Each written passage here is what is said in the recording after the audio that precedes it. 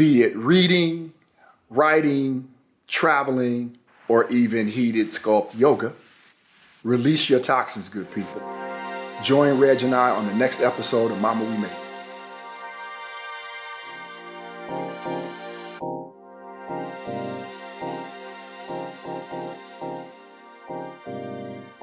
It. Yo, what's happening? What up? What's happening? All is well. How you doing? Maintaining, man. Maintaining. Got no complaints. Woke up with fewer aches and pains than I had yesterday, so I count that all good. What do you attribute that to? Wednesday. I almost spit this coffee. Wednesday. Each day, it's like a box of chocolates. You never know what you're going to get.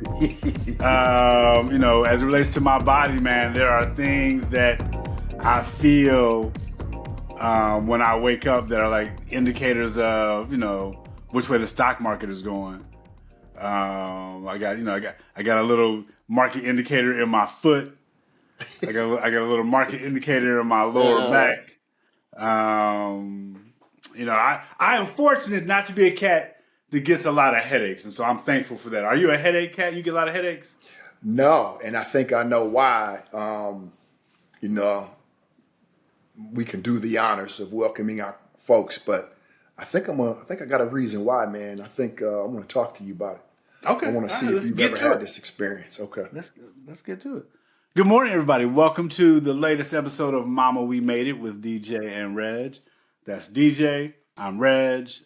We do this thing once a week, every Wednesday, to connect with you around our perspective on liberation, joy, and human flourishing through storytelling around our relationship as old and dear friends. That's a long intro.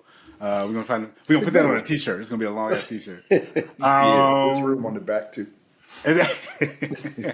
What's good, man? So say more about that. Keep going. I had a welcome to your late 50s moment. I, pre-COVID, would take heated yoga sculpt type classes, 100 plus degrees. You're doing yoga moves, downward facing dog, et cetera, but you're also doing cardio and some weight training. You're lifting weights, and it's hot, bro. COVID hits, really unfortunate circumstances. Mental, physical health starts to deteriorate. I try to stay at it, but I stopped doing heated yoga sculpt. Well, a few months ago, started at it again. And the first course was tough, man. It was tricky. Had to lay down, had to rest. People, jumping up and down around me like, what is this dude doing? It's a bunch of 20-something-year-olds in there, et cetera. Man, I'm laying flat. I'm like, dude, what are you thinking? Second class, I'm halfway through it, purse. And my stomach starts to gurgle. And I start to feel lightheaded. I'm like, bruh, I can't do this. So I walk out, go to the bathroom, everything comes out. Threw up. Walk back in, just lay down for a half hour. I thought I was done. I'm like, man, I guess this is what it's like. This is the rest of check my fridge. My oat milk has dairy in it. I'm lactose intolerant. Oh, so that's not a normal purchase. Your oat milk should not have dairy in it. Typically, when they freaking illuminate oat milk, there ain't no dairy in it. Yeah. But this did not say dairy free. My bad, Sprouts. So I'm like, I think that's the culprit. I've gone back 5 times, bruh. Your boy back. I'm back, baby.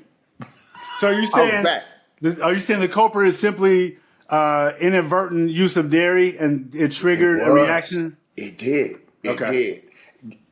Lightheaded, nauseous, all that, man, eventually threw up. But hold on. To clarify for me, I am a brand junkie, right? Like I am loyal. There are certain things I don't shop on deal. I don't switch my peanut butter. I like my cheese how I like my cheese. Are you telling me that you would just be out here buying random oat milk from, unverified sources? What you saying? That's a bit extreme, but what I will tell you is I tried to switch it up. I am an oat milk creamer dude. Like I try to go and typically, almond at times, etc. Yeah. But I tried a new brand. This brand wasn't vegan. This brand definitely had dairy in it, calcium, etc. I didn't read the label as I should have. Gotcha. Okay. I don't make a habit of switching it up, but I try to get enjoyment out of little things now, man. Coffee being one of them. I bought a new Nespresso machine. Okay. One way to doctor that up is heating up the creamer first. So I'm get this little routine now. Fancy. Right? Fancy. Some may call that bougie. Yeah, hot yoga, hot creamer. I get it. It makes sense. But man, part of what hopefully we can talk about today, man, is, in the past we've talked about red flags around mental health and flourishing. Yep. How can we get in front of it? And how can we find things that are therapeutic, man? And I will sit here and be an unpaid PSA cat for heated yoga, man. All the benefits that we hear about, and I'm curious to know if you've ever tried it. Yeah. But all the benefits that we hear about, man, we know increased flexibility, increased strength and endurance, skin tone, even blood sugar levels, all that kind of stuff, lung capacity, weight loss. But my mental acuity, man, has increased. Sure. And you think about it, Percy, you're literally releasing all these toxins and poisons, man, that just sit and have a lot of ramifications. But you are for an hour being really intentional about blowing all that stuff out, man. And I walk around feeling a lot different, man. Have you ever taken a heated yoga? What were your thoughts? I loved it. So there was a spot not 10 minutes from the crib over here that T and wifey and I used to go to pre-COVID. Okay.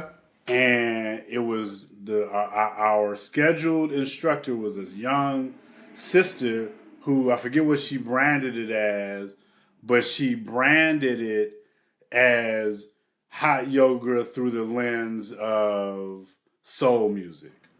Oh, wow. And so she curated these really thoughtful playlists that went through an arc of, less intense, more intense yoga moves and all the way down to the cool down. And when I tell you that it was a mentally exhilarating space to let everything go and really throw yourself into the practice, but also to feel the cultural resonance of that soundtrack. It was really, really powerful. That's dope. And with Pamela Weatherspoon, wherever you are in the world, man, we loved your class. She moved away. She took a job on the East Coast. We followed her on LinkedIn. I think she's maybe back on the West Coast now. I'm not sure where she is, but she's down in Portland. But she was amazing. So we did that. And when she left, she took with her that framework. And so we stopped going. Man. And, it can't be that esoteric. Like, we got to get back to it because you're 1,000% right. Hot yoga was really, really impactful in all positive ways. We looked forward to it a couple times a week. It was a really, really good thing. And so we keep talking about getting back to it. But, going there with a lot of, vanilla isn't always the most comfortable experience either. And so trying to find the right yoga studio and instructor that we vibe with has been something that we've allowed to be a barrier to, doing it more. And that's on us. Yeah, man, I'm a huge fan. I go to this spot over here, and again, this is call it a little advertising. It's a spot called Core Power Yoga, and they have different versions of these heated classes. There's a kind of a basic yoga class. The one I go to is sculpt. Yep. It's got, again, some weight training in there and some other things as well. But, man, it's just the flexibility. I walk around feeling so much different. You and I have joked about, I'll never forget this, man. You called a certain former LA Laker brittle. You use the term brittle. And I won't call But he's also my dude. Like, I want to be really clear, Anthony Davis. I rock with you. They were calling you glass. I thought brittle was a compliment, but continue. I don't feel brittle anymore, man. Okay. Like, I still have no meniscus in my left knee, and I'm not running marathons. But I literally, man, sleep better. Getting in and out of bed just feels different, man. So I can't be more complimentary of this part, and it's a new part of my workout regimen. I'll say I've revived it because I gotten into the weights and cardio thing, and that started to feel monotonous. But this release, man, of toxins, man, I'm telling you, the more I learn about toxins and the effects they can have, sure, and the need to release them, not just through urination, is critical, man. And then water. I love how close you get to saying some shit that might just be a little beyond the pale, but then you stay right there. Like, it's always right for example, inside the line. Yes, we can say urination on a podcast, but it's always right on the edge of it. You probably don't say that in, polite company. True. True. Yeah. There are things that I do refrain from. Not both of us do. But I just like pew. Yeah, but again, this is who we are, brother. What else, man, as it relates to, therapeutic regimen, whatever it is, man? How do I manage my life hacks? What are some of the life hacks that I use to cheat the stress system? I'm a reader, man, and not an avid reader like I used to be cover to cover, but I'm really intentional about trying to consume as many broad sources as possible, a lot of different stuff, man. So I'm always rabbit holing in a way that's really therapeutic as opposed to distracting. So I'm trying to learn all the time. And so I do get a mental release and pick me up from reading, a solid, long article or, continue to read a book. I'm reading Washington Black right now after having watched the TV series and loving it. And so I try to read a lot. And the more I get back into that daily practice of reading, the more it's like starting my day with a fresh squeezed glass of juice, right? Like there's a strong cause and effect between my ability to be patient with people and how much time I've been spending reading and just in quiet feeding my brain. So reading is a big thing for me.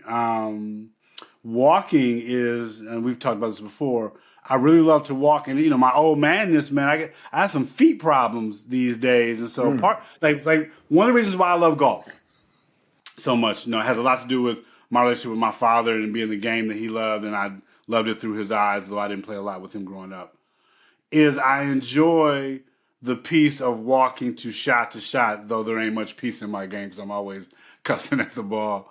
But I enjoy the walk, man, and it's a solid, 9,000 step endeavor every 18 rounds. So I do appreciate that. My feet are giving me problems, so I can't walk the same way I used to. Wow. And so I'm trying to figure out what my proxy is to replace that. I've got a rowing machine at the crib that I like when I'm on my game. That is a great compliment. And so I do try for me to do more of the long muscle stuff, stretching stuff, rowing machine, walking are things that I try to do. I'm past the days of being in the gym throwing weights around. Like, I'm probably not past the days, but I'm going to tell myself I am. But it is trying to get out for long walks. And in particular, with my wife, right? Like, walking and talking has been as big a single thing in the health of our relationship as almost anything. Deliberate it's moments, a real man. serious therapy thing for us. Yeah. And your wife was a competitive walker at one point, right? Yeah, and she thinks she's still competing now. It ain't no fun walking with her. Okay. It ain't no fun walking with her at all. But she was a race walker for a while. I know, Yeah. a runner, then got knee problems and became a race walker and all the hood to coast or Portland to coast type thing. So in that serious heavy, yeah. So she still be out in these streets getting it in at a pace that's ridiculous. But from time to time, she will show charity and slow it down for your boy. Another one. we've talked about this whole thing around, the older we get, our metabolism slow down. We pick up weight or maintain weight easier, man. Another one for me, call it a life hack. Man, I have stopped shopping when I'm hungry. Grocery shopping, I don't do it. I don't do it, man. I will have a nice solid meal, drink some water, and then go grocery shopping. I don't care what time of day it is. Yeah. Because I find myself in that chip aisle. I find myself in the healthy snack aisle. Man, heavy when I'm hungry. Everything looks good. And I've noticed, man, when I'm full and satisfied, my hunger's gone, and I shop, man, it's a much more sensible shopping experience. How often do you cook a week? Like how many of your dinner meals are at home versus out at least 4 days a week. You cook 4 days a week at least? At least. Okay. Mm-hmm. Yeah. Or I'll cook 3 and I'll have, food for 5 days. But I only go out to eat maybe once or twice a week. Okay. The meal I'll typically eat away from home, oddly enough, is probably lunch. Breakfast almost always at the crib. Yeah. Sunday, maybe treat myself to breakfast somewhere. But lunch, it's that time when I feel like, man, I kind of want to get out of the house. I'm leaving the gym or I'm leaving. I'll go try to get something healthy and come back. It's, we talked about it earlier. It's that part of being outside, engaging with the sun, all that kind of thing. Mm-hmm. Typically, that's lunch. Yep. Sleep is the other one, man. So I try to get in bed by 9:30, 10. I know that sounds weird, but I'm up at 4:35. Okay. You're an alarm clock dude? Man, I don't need one. But do you use one? For safety measures, man, I can't recall the last time I woke up to an alarm clock. Gotcha. And I can't. That's not true. I had a 5 a.m. flight.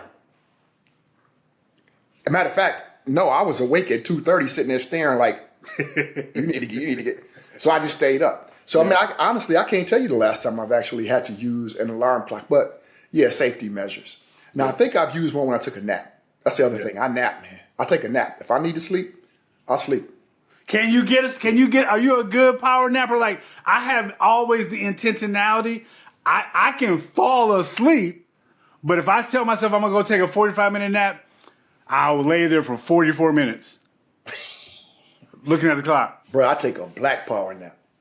I'm asleep for a nap isn't a nap for me unless it's about an hour and a half. Is that what makes it black? I'm sorry. What makes it a black power nap? You said a power nap. I'm saying a black power nap. It's bigger. Yeah, they just power me. I'm talking black power. Yeah. And a good hour and a half was, I'm like, okay, that's cool. I could probably do 2 hours. But again, I might sleep 4.5, 5 hours a night. Yep. So when I feel that, especially with these yoga classes, man, yeah, I don't try to refrain from napping, especially if I don't have anything on the schedule. Sure. Yeah, I'm going to take a nice hour and a half. And that's when I won't turn the TV on. That's when I won't. And I'll get in bed. That's a luxury. 2 o'clock in the afternoon. That's a luxury, for sure. Yeah. That's that pro athlete nap. Yeah, they might. Those days are gone. Not that I was ever a pro athlete. You talked about another one that's important for me in terms of my own mental well-being, and I recognize it. How much water I consume matters a lot. How much water, particularly, managing my health and managing, medical conditions, the amount of water I drink, I can tell when I'm off, a cup or two on any given day. So I drink a lot of water all throughout the day. I feel like I'm a camel in that regard. But it makes a difference in my skin. It makes a difference in my sleep. And I think it makes a difference. I don't know if it deals with my satiety or gives me a sense of fullness, but I think that it's intentional cutting calories from other sources, right, from a liquid standpoint. So water is definitely a key part of my diet in that regard. Do you put a number on it each day? Or you just kind of have a feel now for what works for you? It used to be a number. I've lost so many water bottles, it's ridiculous. But I used to have, a big 64-ounce water bottle for years I would carry, and I'd try to do 3 of those a day. Okay. Right. So try to sneak up on, I don't know, what's that, a half gallon, whatever that is. And so now it is just, I'm trying to, at minimum, get my 8 glasses a day. Yeah, and I think that's really important too, man. Especially when you start talking about doing things outside in the summer and you're trying to replenish and all that. Another thing that's therapeutic, man, that is a life hack for me. Be intentional about spending time around, kids, right? Kids, Oh, is wow. all Okay. manner of things. Young folk in that way that is just in their world, like, in their hang, in their music, in their environment. That's dope. And so whether that is trying to be at somebody's school or trying to be at lunch with, some friends of mine who are 25, 28, seeing my sons, like just hearing the world from their perspective and hearing all that they're into, and not just the stressful stuff, but like, just talk to me about, how the world works from your perspective is so invigorating. And it goes a long way to my own therapy as it relates to just, I know the more I talk to the generations behind me, the more I learn, the more I grow, and the less I feel like, oh man, get off my lawn type dude. Yeah. What is the role of travel in therapy for you? Is there a connection? Yeah, no question. I'm trying to see my people. Yeah. I'm Yeah. absolutely, I am absolutely, as a cat who's not from the Pacific Northwest, and though I have people here who are family and close friends who I love, my crew is not here outside of my immediate family. Yeah. Right. And so when I travel, it is more times than not to go see somebody in my inner circle. Could be my youngest son, could be a sibling, could be a niece or a nephew, could be my cousin's trips with my cousins, could be surprising my niece and her kids out in Virginia, whatever it is. Seeing my mother-in-law recently in the Bronx, like I am always trying to make sure every trip I break bread with someone who I love and we just get some quiet, quality time to laugh and catch up. And so every trip is absolutely an appointment with a therapist for me. Yeah, and I'm trying to do more of that, honestly, Purse, because I tend to get wrapped up in the inconveniences of travel. The lines, the TSH, all. I'm trying to remove that from my thoughts around travel, my desire to travel, so I can actually just enjoy kind of going somewhere and being there. But I tend to get locked into the hassle, and I'm trying to remove that from the kind of travel experience.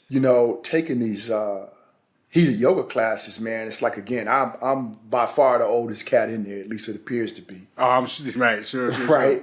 You But should be this, teaching the class at this point. huh? You should be teaching the class at this point.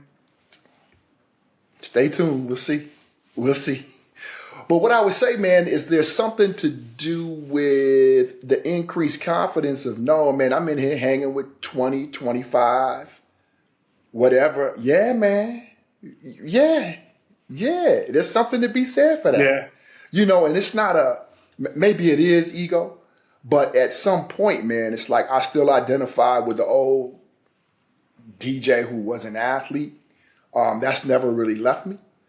And to know that I can still get in there even with the knees and all that kind of stuff and get through these classes, man, there's something to do with building confidence there too. Because again, man, the mind part, I'm really intentional around that. And I got locked into the zone of just kind of lifting weights and walking and doing that. This is a whole new regimen. And, sometimes I walk out a little proud, man, of myself. I love it. I love it. I love that. Question for you. Part of therapy and part of my life hack is the people that I rock with. What do you need from me as you manage your life hack? And by me, I mean proxy for your close brothers. Like what do you need or want from your crew that's part of your life hack managing the stresses of the world? The only thing I've ever needed from you and have always experienced with you is authenticity. We've always rocked that way. And we had some experiences early, especially in Jersey, where it's like, we're going to be authentic because the environment dictated that we be authentic at times, right? And it's just like, I think we felt a connection, man. So whether it's you, Reg, which that's always been the case, or, we're all going to connect soon in Vegas next month. Those trips are a life hack too, man. Bruh, come on, man. Getting together with our brothers on a regular basis is a life hack for sure. And it's the authenticity, man, for me. It's being able to drop your shoulders. Hey, brother, I'm kind of struggling with this. Hey, this happened. But it's when we feel like we need to kind of send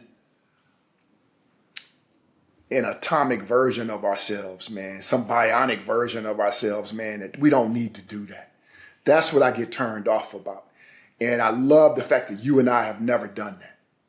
It's always been the real. And again, I think circumstances sometimes have dictated that. But it just doesn't seem to be in our DNA to do that. So anybody listening, man, that's all I ever ask, man. Let's be authentic. We've earned the right to be authentic. And that's how we should operate. But it also goes back to me. I also feel like, man, I ain't trying to be assessed by anybody. Doesn't mean if you got a problem with me, talk to me about it. But I'm kind of cool with the formula these days.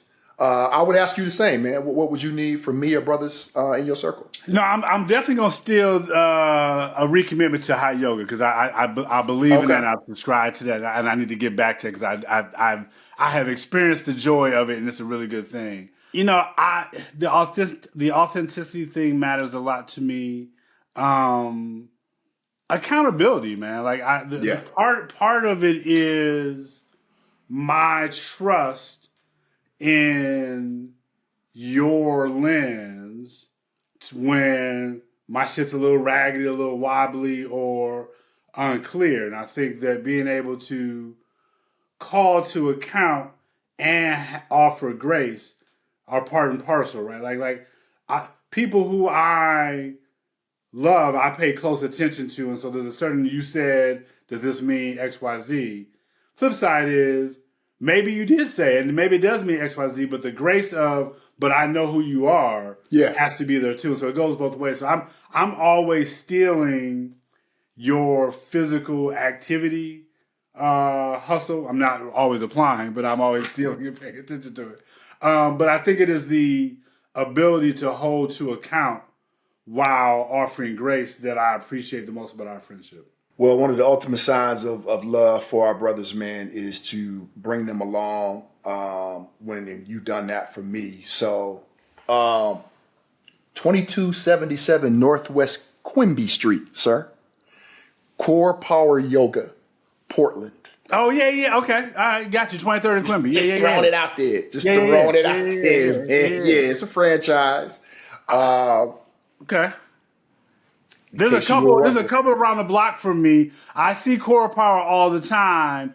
It intimidates me as a chain. There's a couple of neighborhood yoga spots that I might check out first, but my intentionality is to find a course that wifey and I can sign up for post Labor Day. I'll keep you posted. Okay. I'll keep you posted. Perfect. So here's one for our audience who's still with us at the 28-minute mark. We love to hear from you. We know that everybody has life hacks that allows them to manage the crazy, to manage their mental and physical well-being. Hit us up and let us know what that is for you. You can hit us in the chat. You can hit us on YouTube, wherever you feel comfortable. But we love to hear from you in terms of what you think makes a difference in how you manage your mental health. For us, man, the village, it does matter. Community really, really matters. Being honest. And so this podcast is as much therapy as it is trying to offer valuable tips from our journey, man. So I appreciate doing this with you because I do look forward to these sessions, these conversations. And for me, this is the best hour of my Wednesdays as it relates to just letting some of this stuff fly with a certain intentionality, but not with a lot of structure. And so just talking it through helps a lot. So I appreciate it. Ditto. Undoubtedly. That's DJ. I'm Reg. This is Mama We Made It. Once again, coming to you with love for liberation, joy, and all of us to flourish. Be well. We'll catch up. Peace.